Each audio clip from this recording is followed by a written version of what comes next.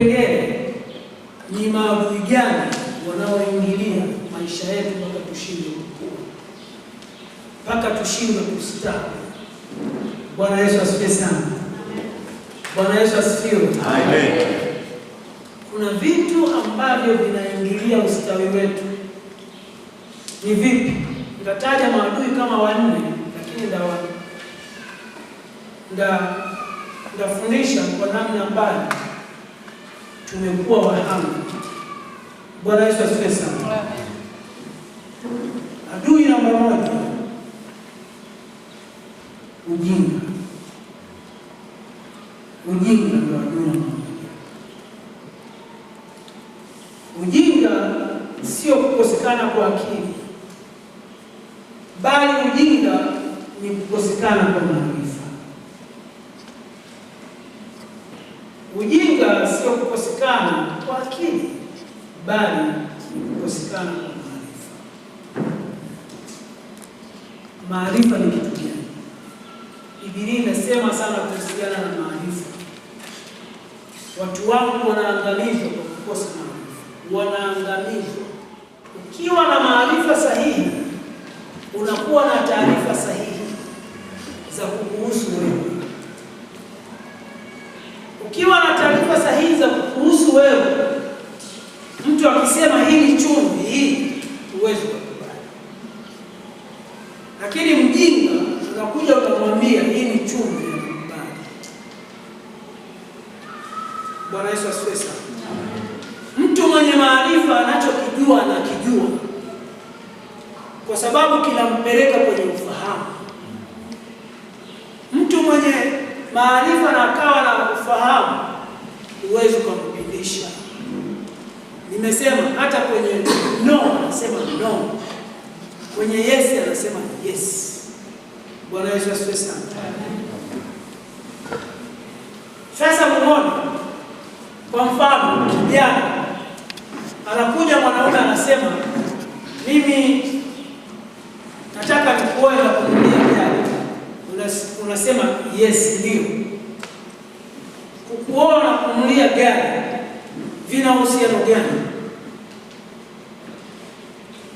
Kama huna maarifa, kwa sababu gari limezungumzwa, basi unakimbilia kwenye vitu.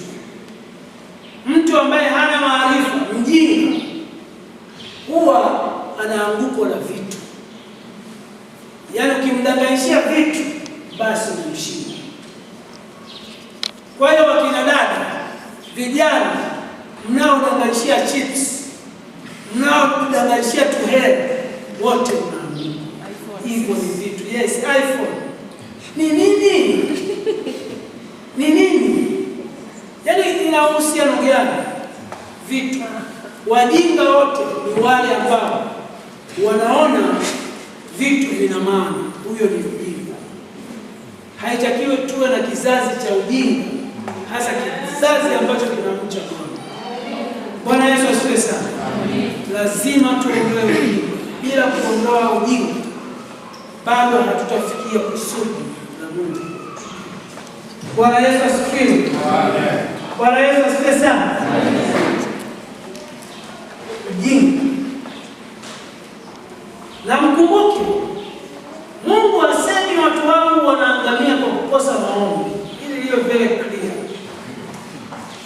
Kwa sababu ulimwengu wa leo, watu wanawekeza kwenye maombi, hawawekezi kwenye kujua kweli.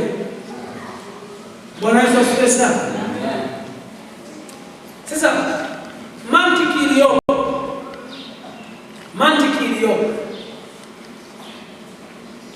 maombi ni mafuta. Bwana Yesu asifiwe sana. Maombi ni mafuta ambayo yale mafuta yashuke, yaje kwenye injili. Bwana Yesu asifiwe sana. Maombi ni mafuta ambayo yanashuka, yanakuja kwenye injili. Ile injili lazima iwe na kweli ya Mungu, uadilifu wa kimungu. Kama injili yako haina uungu, hata uombe vipi, Mungu hawezi kukusaidia.